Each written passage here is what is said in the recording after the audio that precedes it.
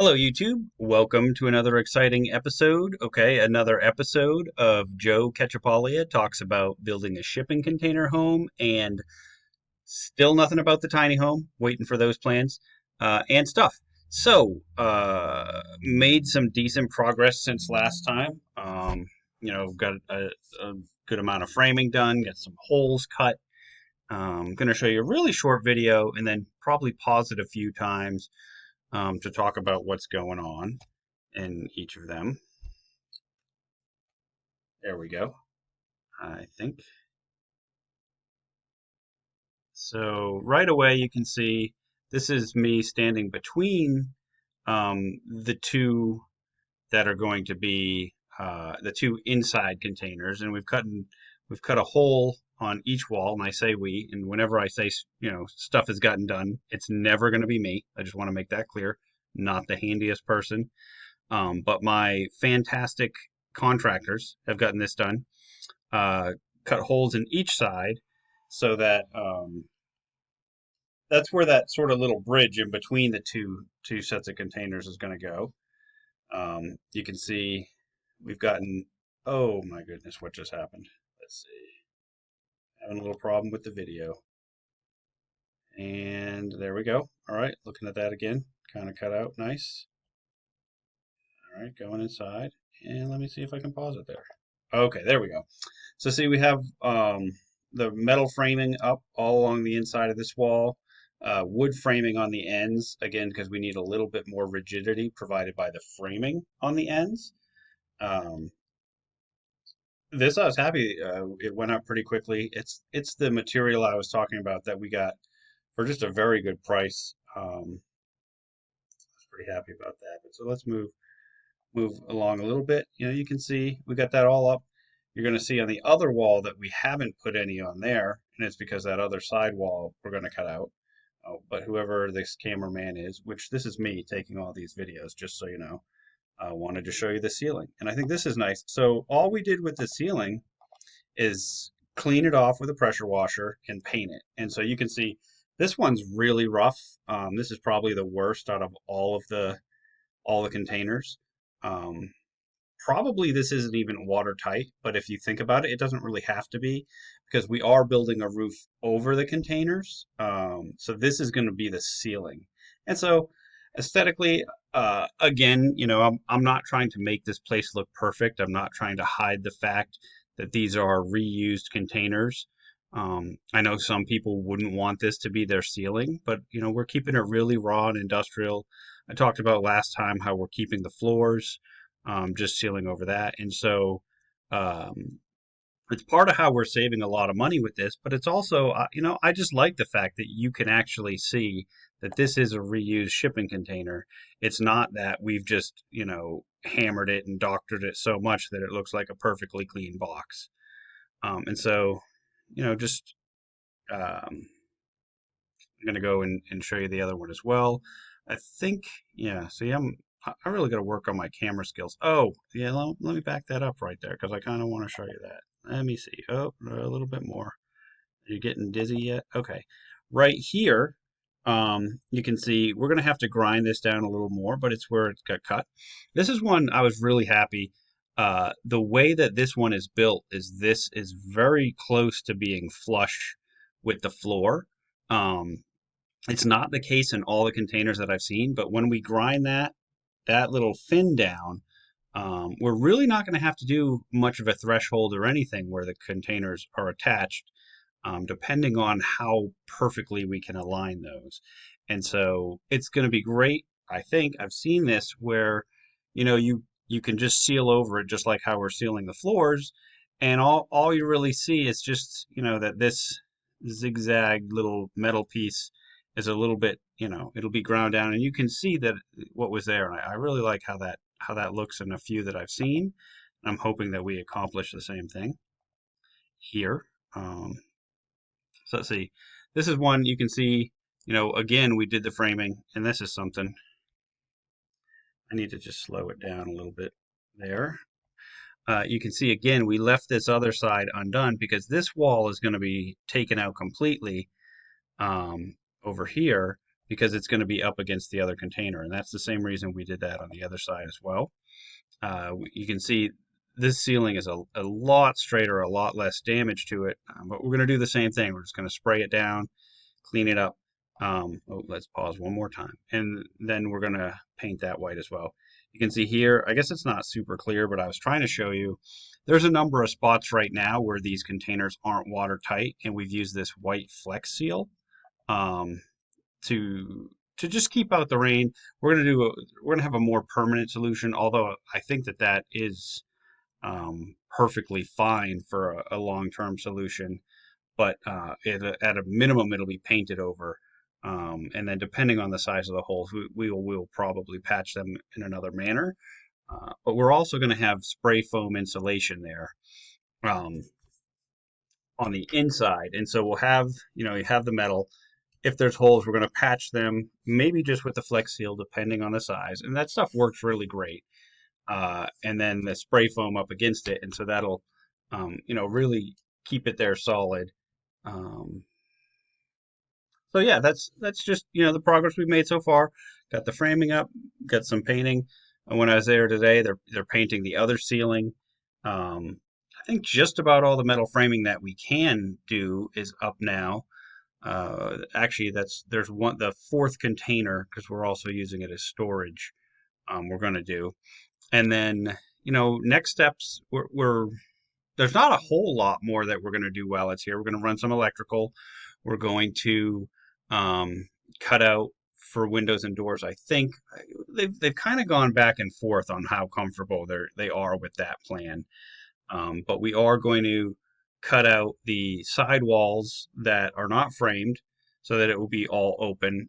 And then be able to add some additional supports because when you cut those sidewalls out, you lose a lot of the rigidity. Um, and so, we're going to have some cross beams basically that are holding those up. We talked about a few other changes today, and I've really had to hold my ground on not making changes because I think it's going to cause delays in our process. Um, and I know, there's always something that you can do to make a project better. And so it's pretty tempting. And I think that my contractor sort of really taken ownership of this, and he wants it to be a product that he's made and that he's proud of, and he doesn't agree with a lot of the decisions I think that the architect has made. And so, um, for the most part, I'm just trying to stick with the plans that we have. One, I really like them, but in the few instances that I would want to make a change, I just think it doesn't make sense because I think it'll push us back a couple weeks. I think maybe there's some minor tweaks we can make, and the reason that is because we would need new plans from the architect, and then if that changes the footprint, we also would need to get those over to the engineer who's doing our foundation plan, and that's been the holdup is this foundation plan, and so I don't want to give them um, any new changes. I want to, bare minimum, we're going to keep the footprint, but I'd like to also just keep any changes to a minimum, um, just to get it done, and because I think there's no such thing as a perfect home. I've known a lot of different clients who have built their own homes, and when they get done, there's still things they would have done differently. And so there's no reason to second guess our process at this point, I think. One of the things I want to mention, you can see we're keeping all these little pieces that we're cutting out. We are going to try to clad the front of the containers where, we took the doors off with this material. There's going to be some windows that go in there as well, but we're going to try to keep pieces that are, big enough to put in that whole front. Yeah, there we go. There you can see another one. And I think that's going to look really good. I've seen it done in a few different spots. It's how the backs of the containers look already. There weren't back doors on these because they were so old, and so it'll, I think it'll make for a really neat look, especially if we get to keep, um, this exterior finish the way it is versus having to paint it. But either way, I think it's going to look better than if we just slapped siding up there, which I've seen a lot of people do. And I think why do that when we're getting this material that we're cutting out for free? And it might take a little bit more man hours. One of the real advantages we have here in San Antonio is uh, labor costs are just significantly lower than in other parts of the country where I've worked in real estate development. And we can take a little bit. We could probably put double the hours in here versus when I worked in Philly or New York. Um, and so to be able to reclaim some material, we actually, it's too expensive in places where labor costs are really high. But for us, it's pretty affordable. Even if we take another day on it to get something done, it might still save us money versus going and buying new materials. And I think, that's which is pretty fantastic. So I should have told you when this one popped up. Don't forget to like, subscribe, comment. Um, Hopefully, I'll have another video out later this week with plans finally for the tiny home. I think I mentioned last time my architect on that one had been sick and out of work for a couple weeks. Um, got it pushed back a few times. He says Wednesday for sure we're getting it. Hopefully, that's the truth. If not, I think I'm going to have to start looking for another option for that, which I really don't want to do. Um, but so yeah, we'll have that, and then I think probably close to the end of the week, I'll go take another look and see what we have going on here. But we're making progress. It's not quite as fast as I'd like because it is a little bit tougher to work on these offsite than once we get there. Um, for some different reasons, they're starting to realize, oh well, if I do this, and this is something that they have done before. Um, but I think that they really were being a little bit optimistic about what we can do here versus what we want to do on the site. Um, at least from my conversation this morning, that seems how it goes. It seems like there's not a whole bunch more that we can do while it's here. Um, I think part of it is because of the setup. We're not doing a perfectly square all next to each other thing. So as for example, building the bridge between the two sections, or that centerpiece, we obviously can't do that.